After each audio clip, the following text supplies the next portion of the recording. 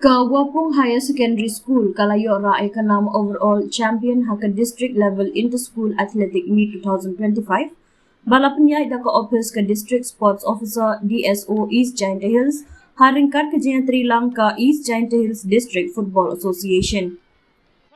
Kani kalawan hadin baka Wapung Higher Secondary School kalakhur arbusan tli kitakma kentup kendai tli kitakma siap nyau tli kitakma rupa bat kendai tli kitakma nong.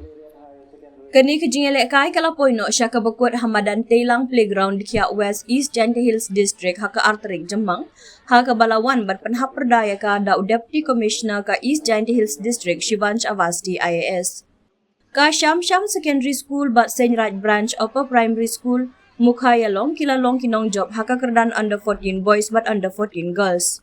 Ka Wapung Higher Secondary School bat ka Sham Secondary School kilalong ki champion haka kerdan under 16 boys but under 16 girls. Kat bah haka under 18 jong ki shinrang layo da ka Senjat Tuber Higher Secondary School bat haka liang ki kenthe layo da ka Sanshnong Secondary School. U compared kar jong ka Sham Secondary School ulayo kur yaka nam best athlete kat bah ka useful kendat jong ka Syllad Branch Upper Primary School Meghalaya long kalayo ya kanam best female athlete jong kakerdan under 14. Haka kerdan under 16 u Haibon Son Muksor Nakli Riyad Presbyterian Secondary School best male athlete bat ka Napi Shwad Karna Senjat Tuber Higher Secondary School kalayo ya kanam best female athlete. Haka kerdan under 18 u Ribat Bang ulayo ya kanam best athlete kat baha kaliang kikentay layo daka Butka Bang Baro ar ki dena Senjat Tuber Higher Secondary School. Ki nong job haki jingelek kai beper kin mi kemat yaka East Jaintia Hills District haka state level inter-school athletic meets. Nalor u Deputy Commissioner Ladon Langru u Superintendent of Police ka District Ugiri Prasad ka District Sports Officer East Jaintia Hills District ka Kong Stephanie M. Rapsang bat kiway.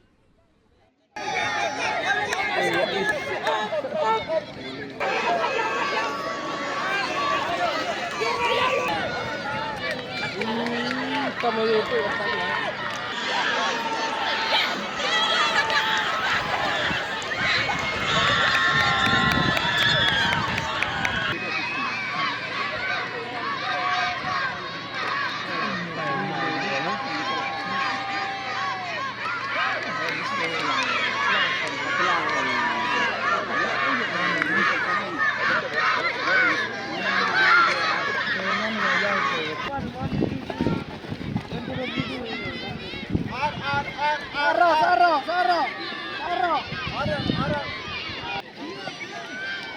Sam.